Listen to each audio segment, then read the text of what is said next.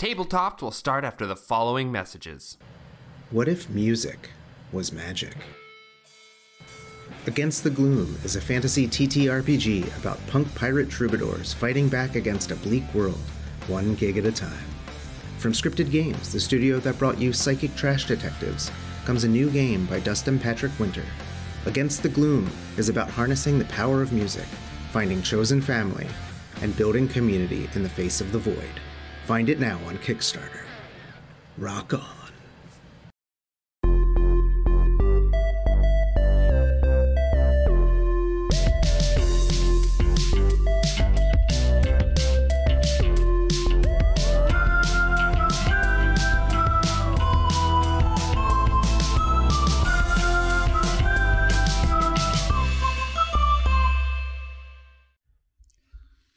Welcome back, everyone, to another episode of Tabletopped. Do you hate capitalism? Want to move away from gold as a standard of wealth?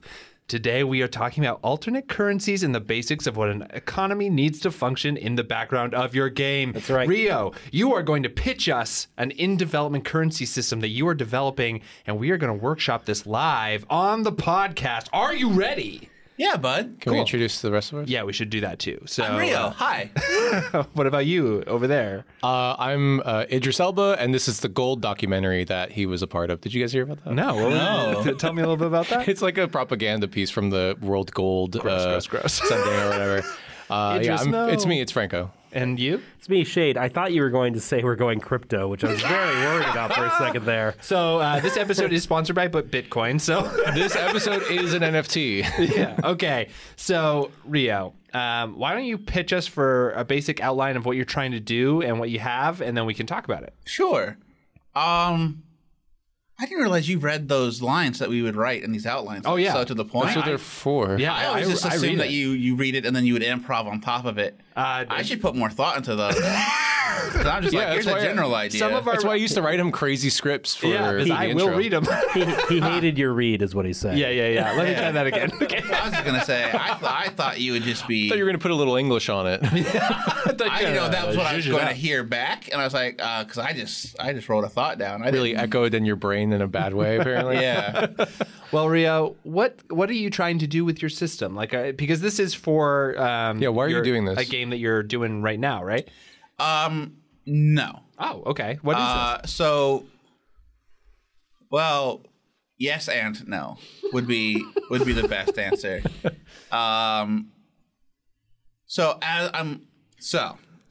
As you all know, Yeah. in this room and dear listener, that I have been running a world for D&D games since 2000 and I want to say like 5. Coronor. Because before you were born, Nick. Yeah, truly. Yeah.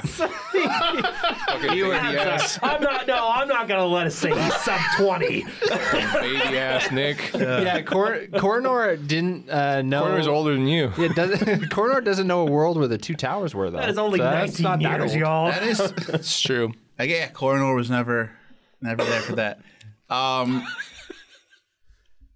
Sorry. I love that we've... Okay, my brain was not on a good track to start with, and I It's love okay. that All we're... good. Remember, we can cut this. All right. Take a second. So I built this world for a very long time, and I've always wanted it to be like my special world, and I've always put myself into it. But running it through for D&D games specifically, and wanting players to feel like they can contribute and add something to it, Right. It has sort of turned into what I've recently recognized as basically a Forgotten Realms reskin. It's not my world; it's my interpretation of the A Forgotten different world. Realms. Yeah. But it's still basically like I have all the same races. The remembered realm. I've even put up more of like, we have one of our That joke characters. really fucking got shade. So remembered realms. Sorry. One of our players, I'll call him out by name, Sean, has made a character, and he named him Conlon Shadowfell. Sure. And he wanted to be from the Shadowfell, Sure. which is a Forgotten Realms place.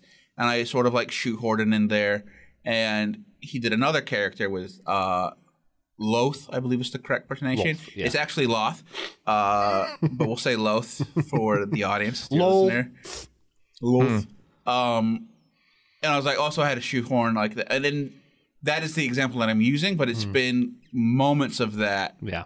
for the past, 2 decades. Yeah. And I was like, this isn't the world that I wanted. And now I'm trying to like ask myself, what is it that I wanted? What was I building? Right. What do I want to see and play in?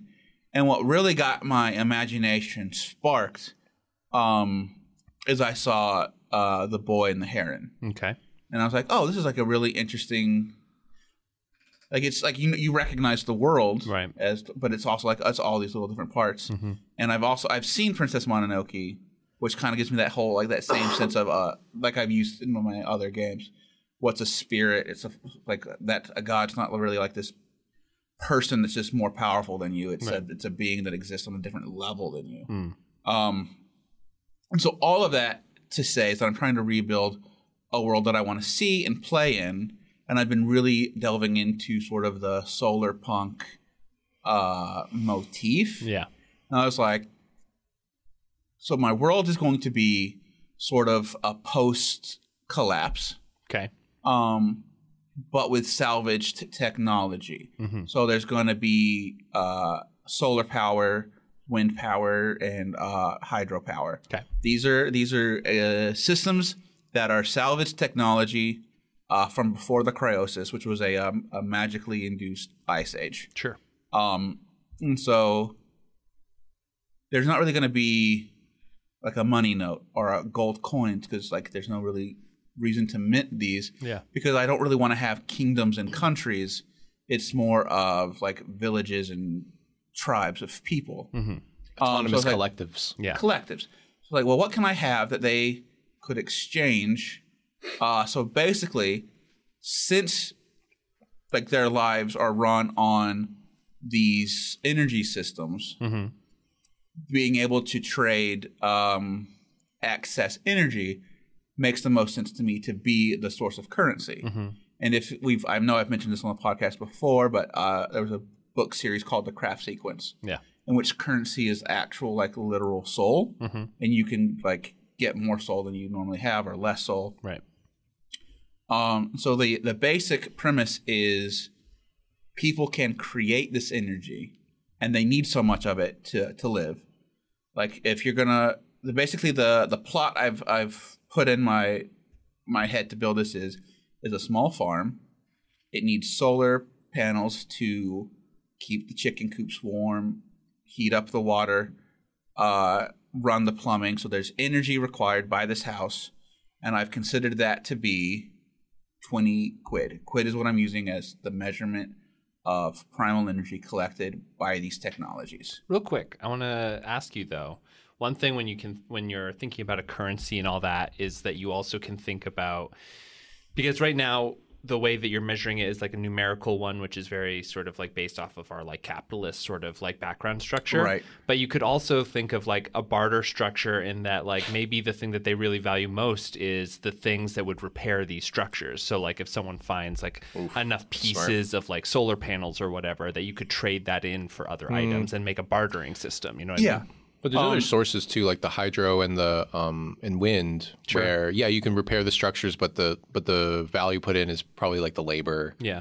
And then the parts could be maybe anything. Yeah. But solar panels, yes, that's high level technology. Right. And that's what we're going to get into, like how does the system actually work and function? Because if these systems that people can have produce the energy that they need and the access is what they use to trade with, how does that currency work? I think there's also two levels to this conversation, which is how does it work in world for the like narrative and like the structure of like how does the world function, which you can like have people like trading like huge batteries of energy or whatever it is, you know what I mean? But then there's also the practical thing of like how are players going to interact with an economy?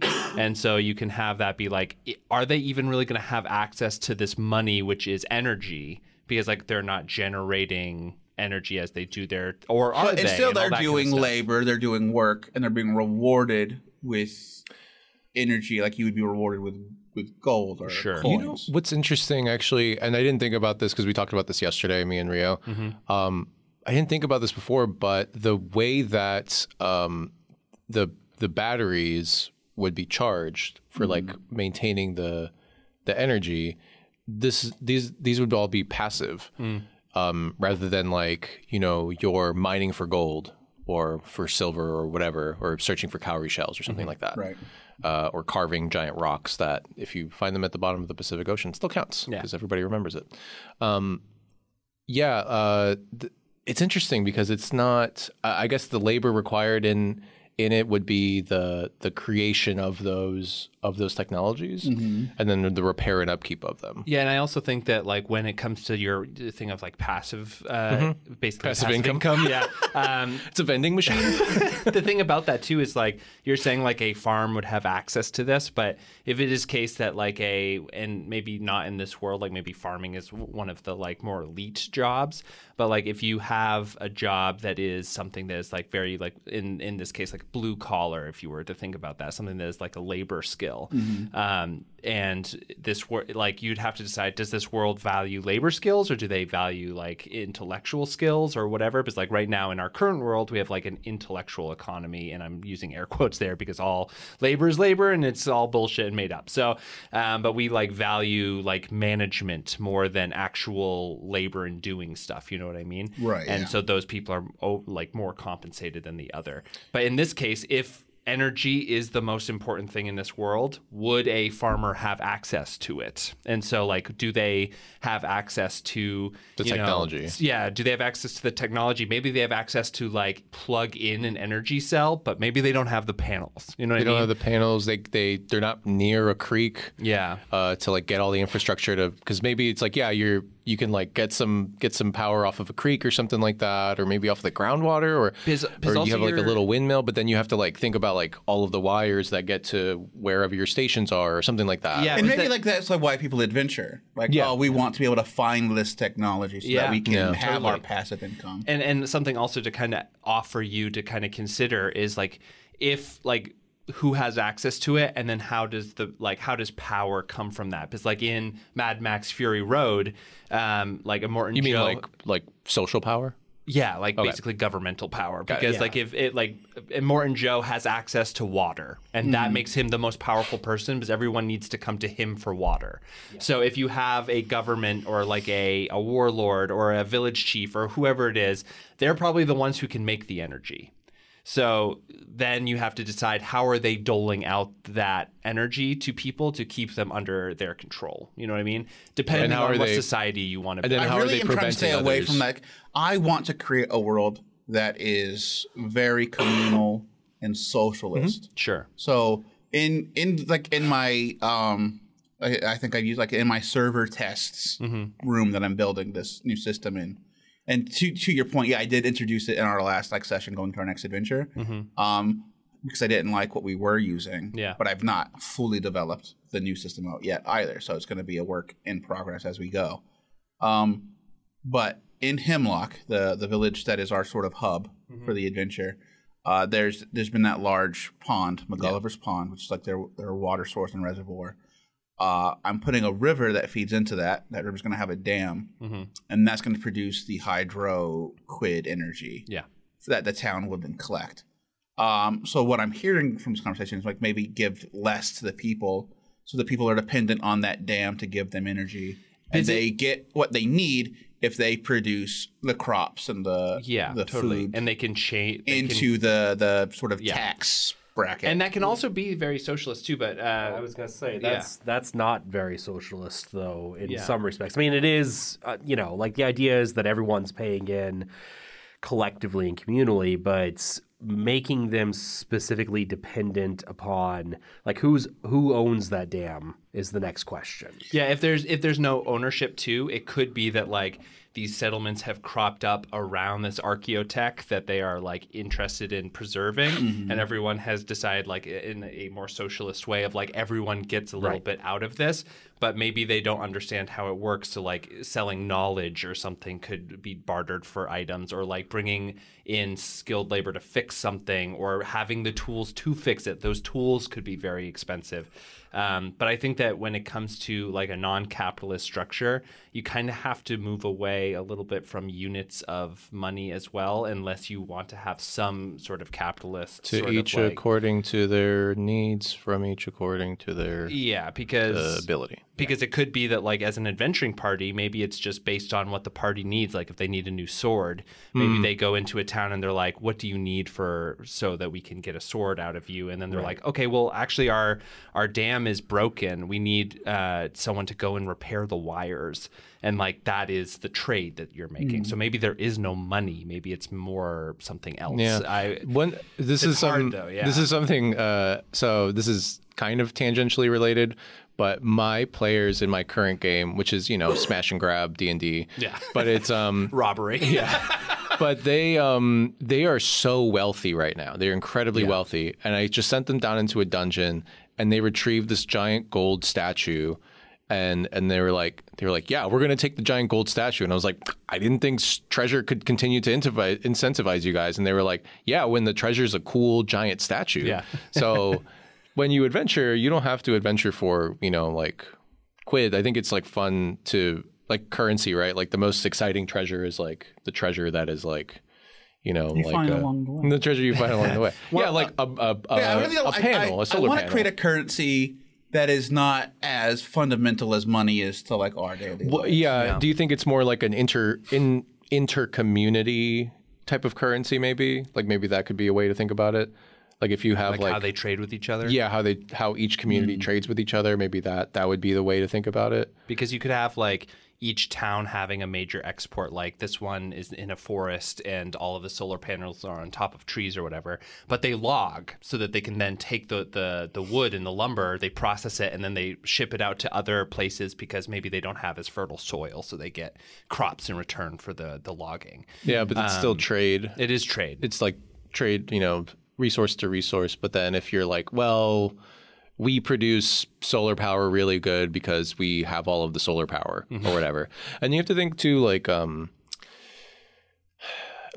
know you don't want to introduce like capitalist structures and stuff like that, but in the world, you could still have bad actors that would be extracting. Yeah, they would always exist. Yeah, they would always exist. And so somebody who has like a big solar farm, they're heavily militarized and fascist or something like that. Yeah, or maybe there is a place that has found archaeotech that makes a certain type of weapon that puts them above others. And what they do though is they just are very Viking-esque and they raid other villages for their resources. And like maybe then they set up like a tithing structure, and then that's where you start to have like bigger like kingdoms, again air quotes, but right. Yeah. Stuff like that. It's very hard to get at. Like I always have this problem where it's like, how do you free yourself from the only structures we've ever known? It's very tough. Because I'm also kind of thinking, as we had this discussion, is like maybe each village has a trade agreement.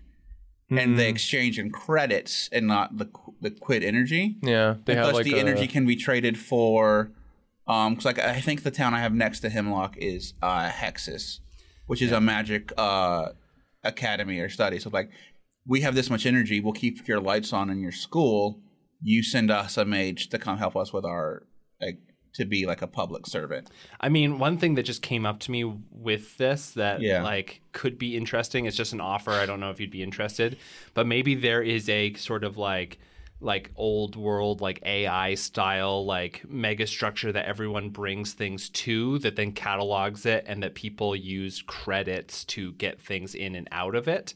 And so like you said, if you produce people who are administrators, you can go and say like, this is a contract for an administrator, and then that is then gone through this like essentially machine, but nobody really understands how it works. Maybe it's even like kind of just invent like a stock market. Yeah, exactly. So it becomes sort of like this like almost like religious figure in that it's like sort of a god that like judges your contribution, and that you are then able to like trade that way, and that there's like a central hub that everyone comes to for things. Because it's like a program. Yeah, it that they can't don't really be understand, manipulated by bad Because the actors. technology is nobody understands the technology anymore. Yeah, and There's so- enough knowledge to like turn it back on, but not enough to interact with That's it. so cool, actually.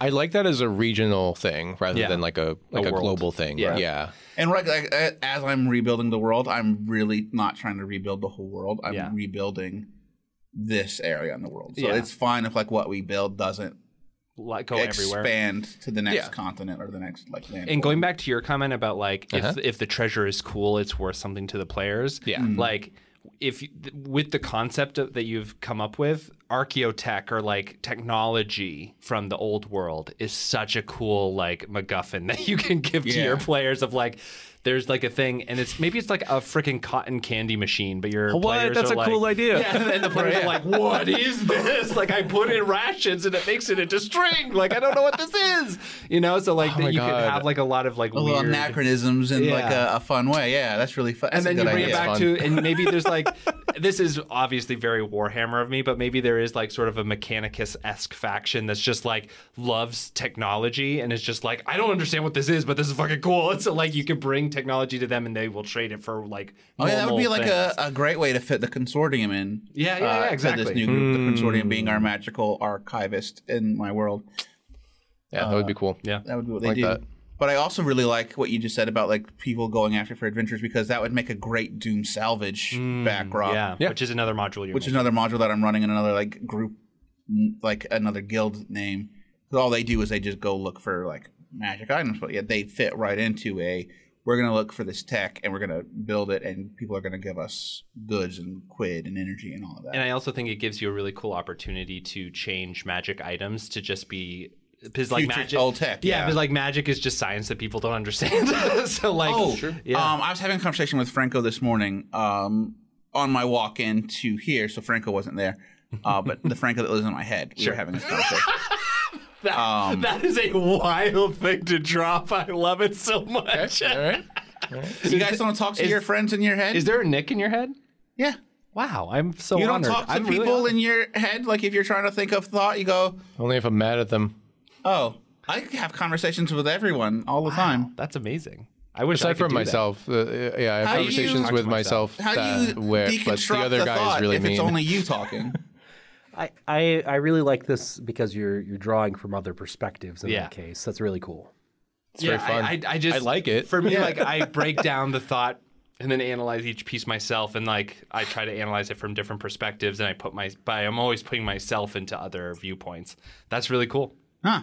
All right, so what did I say? So Yeah, anyway, what me and Franco Franco were said. talking about, and basically like the idea that I got to is magic, fantasy, and technology science fiction are basically couches. Like the structure of a couch doesn't really change from house to house. But when you're buying a couch, you look for the one that is most comfortable to you. Yeah. So advanced tech and magic are basically they fulfill the same function in the game. It's just like, which one would you prefer? Cast spells, cast a fireball with like hand gestures, or cast fireball with a super tech rocket launcher. Like it's the same basic premise. This is how do you feel most comfortable interacting? All of with the couches that are above and used. beyond. I like that. I like that done. idea too of like maybe, and it could change how spellcasting works in your game. Like if someone's like more like instead of evocation wizard or whatever, maybe they're like a fire wizard, but that's because they have a machine that creates fire and they're using it in different ways to make a fireball or a burning hand style thing or right, like whatever. Okay. Little modifiers. They to the add equipment more that they mods. found. Yeah. Yeah. Or like maybe they're like a gravity wizard is like this piece of archaeotech they have like throws gravity around or whatever. Right after this break, we'll come back and we're going to talk a little bit more in specific. Where do you want to take the conversation after this, Rio? Okay, come back and we'll decide then.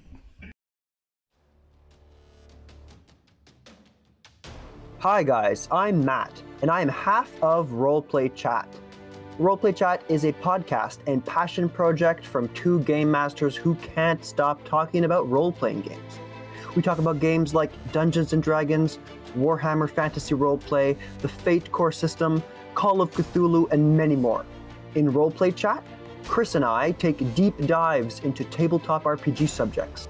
We touch on topics ranging from something as simple as traps all the way to abstract concepts like pacing or engagement at your table. Chris and I take you through unscripted chats, showcasing our roleplay strategies, providing you with concrete tools in the aim of improving as a player or as a game master. Our bi-weekly show can be found wherever you podcast. Just look for Roleplay Chat. That's ROLE Play Chat. Hey everyone, it's me, Nick, from the Tabletop Podcast. When I'm not hosting, I'm thinking about ways to create a better podcast for you guys, and I think I landed on something pretty fun. In fact, if you go to our Patreon at patreon.com/tabletop and join for as little as $1 a month, you can get access to a new episode a month that we're going to start putting out. In fact, we're going to be calling this one Wild Magic, I think, in that we're going to talk about anything and everything that interests us, not just TTRPGs, though there will be a lot of that. It is truly unhinged, and if you are a fan of the podcast and all of the hosts, you're definitely going to want to be on it. We're thinking of dropping these at the end of each month, so join our Patreon today. That is patreon.com/tabletop. Oh, and there's going to be so much more coming out in the new year there, so don't miss it. Sign up today. Welcome back, everyone, to our currency episode of Tabletop, where we're Thanks to Idris Elba for that commercial in the middle of the break. Gold, gold, gold. Everyone get your gold. So Rio, before the break, we were talking a lot about like what actually is an economy. Like, how do you define, if you're not using capitalism as your base structure, like how do you define what people go out for? Why do they do the things that they do? And we kind of settled upon like what resources people need and different options for like how people could barter with those resources, or like different things you could do as a world building exercise to make it into stuff. But originally you were talking about quid as like a currency that people could use. That it's like a currency that's also use. an energy type. Sure. It replaces like the concept of electricity. Yeah.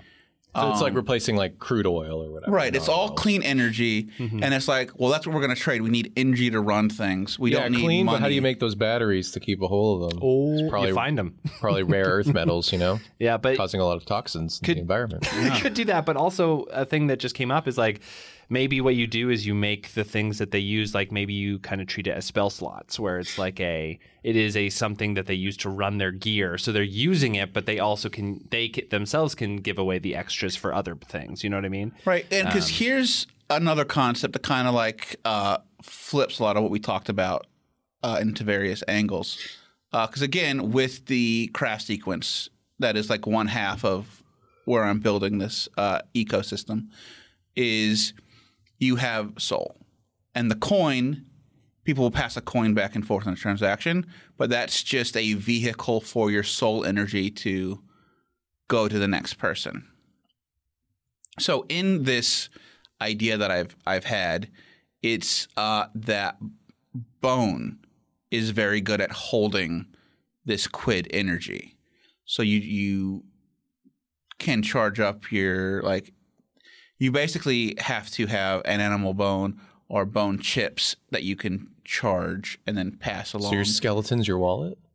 Not your skeleton. Okay. That's amazing. But you would need like You're just dragging a skeleton around with you. That's not what I mean. because you'd have to imagine like some sort of like wallet or bag made out of bone or leather that would store the energy that would then be like would touch like a generator or a collector, a hot plate that would pass it on to the shop or to the person that you're paying. One thing that I would say like is an easy way if you want to keep it in a numerical value is that you could just say like, In this world, this thing is called bones, or this thing is called bucks. It is a unit of measurement for energy, and you would just like use an existing system. Like bucks could be like a dollar system, so a buck, you know, and then people would then be like, oh, I kind of understand like the value of this thing, because the thing about quid is also I was gonna say quid is also. But what I'm saying is like, for me, whenever I'm coming up with a new currency, the trouble I always come up with is like, how do I demonstrate what the value of this is? So like, we all know that like, you know, $15 is a meal. Let's say that. Like, you can buy a meal for $15. And to that point, I want to say that a quid will power up a small home for 1 hour.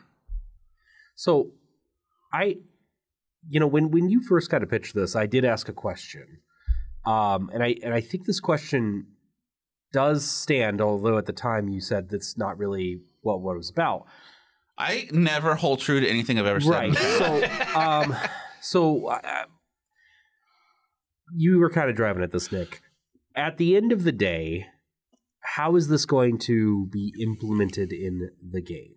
So, like, I think that world building is really important. It's important to build up all this rich stuff, but like currencies within a game, they have a use, right?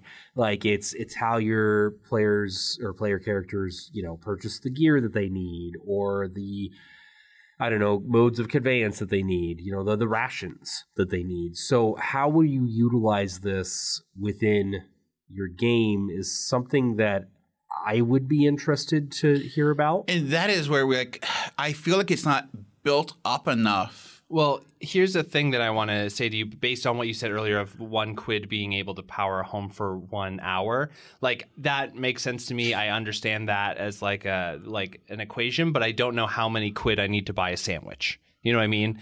Like, so I think that you have to become a little bit more like, yes, this is like big scale what this unit is, but I think what becomes more valuable is going back to my bucks comment of like $1. But I also $15 will buy a feel like in this system, you wouldn't be buying a sandwich. You would be buying a stay at an inn, or. So how do you buy a sandwich? In this system, in the way that I want it to go, you go to a place that serves food. They give you the food. Okay, so there is, and then the place, because it's serving food, gets its cut of quid from the so maybe city bank. So, but this also applies to travelers as well, like people who aren't. So travelers would then have to have like their own. And see, this is where we're getting to like the fuzzy area where I haven't really. Maybe there's like an entry fee whenever you go to a new community, but it depends community to community, or some communities are more generous.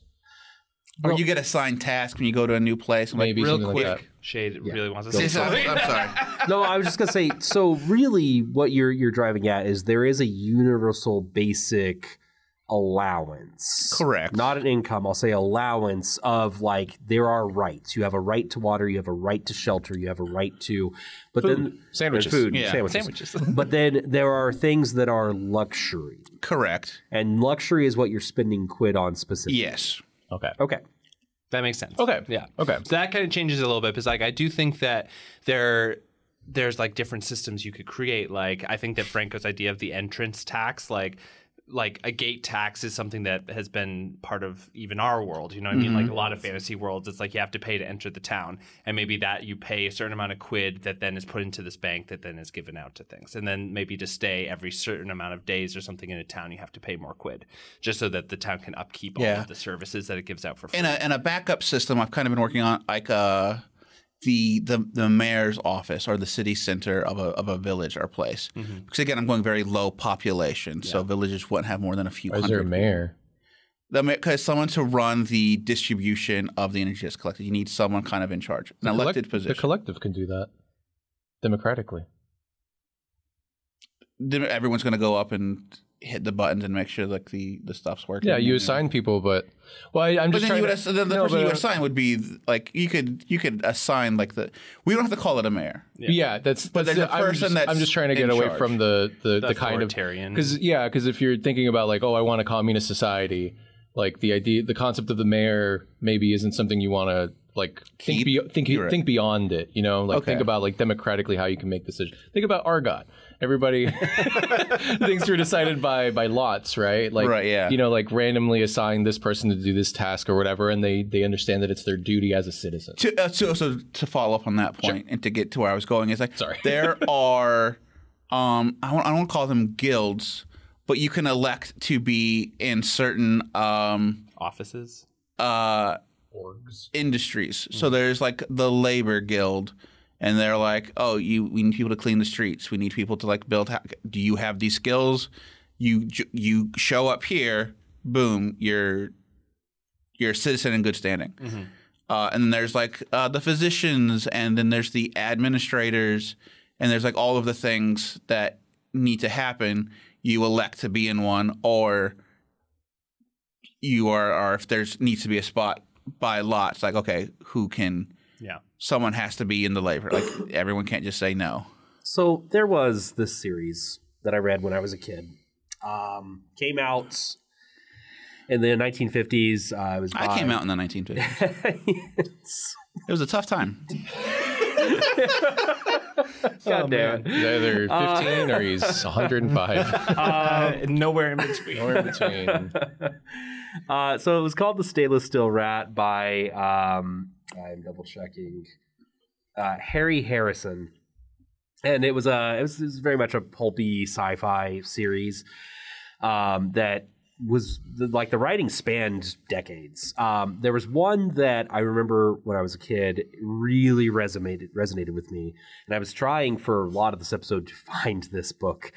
It was called The Stainless Steel Rat Gets Drafted, and one of the first things that resonated was like, oh, it was published in 1987. So was I, and I was, but it ended up being an interesting read. I thought at the time. I can't say whether it holds up anymore, but I dug into it because it takes place with this world is about to be invaded. This world is about to be invaded by a dictatorship, a very fascist society. And this thief has been conscripted by this fascist society. He is not, he doesn't like them. He's a thief. He's antithetical to laws. And he is the titular hero. Oh my God. And he is sent there as a scout, and he gets there and he's like, oh, I'm going to warn them and I'm going to ruin this invasion. And he learns a lot about the world, and they have this philosophy that is around the world called individual mutualism. And I finally found really the description of it, and I think it's kind of what you're going after. So individual mutualism, I lost the exact part of the page. The basic tenet of individual mutualism is every individual is a separate and discrete entity responsible for their own existence. When threatened with the violence of the occupation and subjugation. Thank you. I don't get to help people do this too often, so I'm really excited. Yeah, sorry. That was Thank really you. nice for you. Yeah, that was good. That was really good. Of their planet, followed a nonviolent approach derived from the thesis quote from the book: at all times passive resistance will be your only weapon, never violence. But until the perfect stainless state is established, there will be those of violence who will force their violence upon you. Individual mutualism cannot be established by the dead. Whatever. There's this whole thing. The revolution must defend itself. Yeah. So, and the currency of this planet is WIRR, WIRR, a work unit, quote unquote work unit, earned through labor. These WIRRs are exchanged with others for goods and services. It's neither capitalism, communism, socialism, vegetarianism, or even the dreaded monetarism that destroyed many a technological society. So it's very much kind of the idea that you're going for, where there isn't a real currency, but there is a currency that they're carrying around in their pockets, and it's based off of an amount of labor that they're putting in. Is that am I hitting this right? Is that I think we're getting really close. okay? Right. It's like, so long as you're being a part of the community and you're putting in your part, the community resources will make sure that you are fed, sheltered, clothed, and taken care of. Yeah. And that way you don't have to worry about how much is an in steak? Do we have enough for a meal? It's like the town will feed you. If you want a 5-course meal from a chef, you need to have extra quid. You need to do something more than the basics. You need to be an adventurer or bring something back to be like higher up without being in a caste system, which is like a very difficult thread, I think, to walk. Yeah. I think that because the thing that I am interested in is like, the rejection of the caste system is that it means that the chef that's cooking you that 5-course meal is actually really no different from the person who's administrating the power lines for all of the power to all of the different places within the town. They both have the same value, essentially. Right. So I think that, I don't know. I feel like the big thing is like how do you value different types of thing? Like what is like a stump of wood? Like how many quid does that become? Because that is valuable to people. You can build stuff out of that, or like maybe a whittler wants that, and then like that statue that he makes out of it has a value as well. But there is no structure like hierarchical in the town. So how do you measure all these things? That's hard. Which is why I think in the system I'm building, the currency is it needs to be background. Yeah. And where the player's like, well, we need these things. Okay. Mm-hmm. You've adventured. You have access. Like the town's willing to give you this because you've done these things. Mm-hmm. The adventurers get like a free pass to sort of act out of the social structures that citizens play in. I think it could be very interesting too because like a lot of adventures are coming up in my mind. Like what if you have a group of adventurers who came into a town, paid their entry fee, said, hey, we need like all of this gear, and then the town was like, okay, great, in exchange can you clear out like this infestation of some sort of like carnivorous animal that's like threatening the surrounding area, but then they just leave. Then what does that town do? Maybe they group up another group of people and say like, hey, we're going to give you a certain amount of items or quid or whatever to go and get our stuff back from those adventurers. And then that becomes a bounty system, right? So that people can protect the insular nature of the economy. Yeah. And so then you have or they become even more insular if something like that happens. Yeah, right. So then it becomes like you can have adventures based on that, like based on different towns' reactions to different things. So maybe one way you want to do this is leave it a little bit open so that you can have different towns or do different things. Yeah. So that you can have a really vast variety of adventures, right? Another thing that me and Frank were talking about off mic was you could also have an adventure where was like a very good villain concept to be someone who's found a way to siphon the community. Someone who uses energy. like an EMP to like disable everyone's quid wallets or whatever.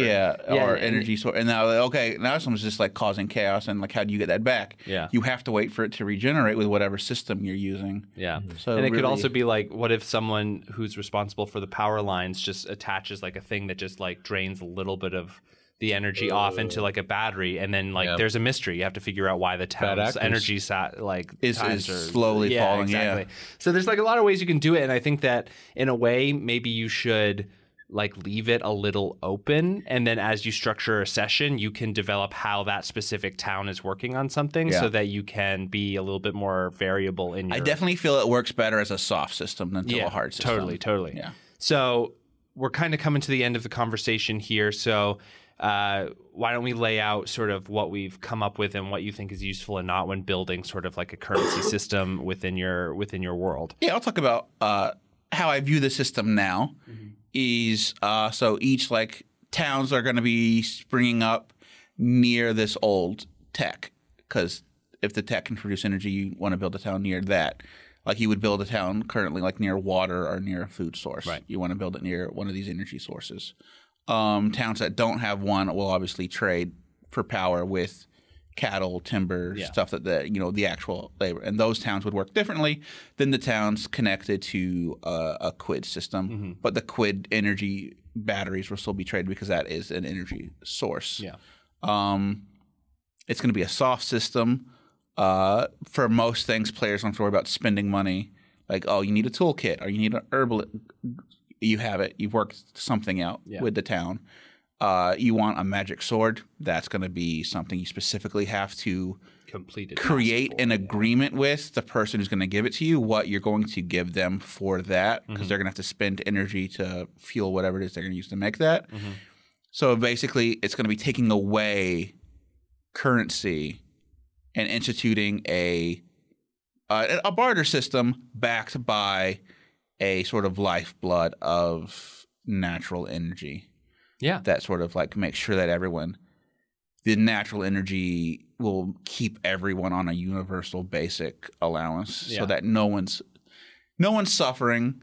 And the system might falter once like populations climb back up. Yeah. It might be harder to keep everyone. Or if you get a group of teenagers who are just have a little too much spare time on their hands, start causing a little chaos. Teenagers are known for that. Yeah. But yeah, I think we've really hammered in some good points, and I think I have a more focused view on how it will work, and that focused view is let it work in a sort of blurry half space, Right. Cool. and not become a replacement for the gold coin or the gold point. Yeah.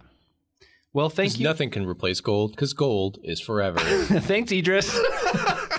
Thank you, everyone, for listening to this episode of Tabletopped. If you have a question like Rio about something you're developing or want us to kind of mull over on mic, feel free to send it to us via tabletopppod.com. Just go over to that contact form, throw in either what you're building or your module or whatever, and we will take a look at it and we will talk about it on mic. Feel free to throw whatever guidance you want in there as well if you want focused notes. All right, everyone, we'll see you next week on another episode of Tabletopped. Bye. Bye. Bye-bye.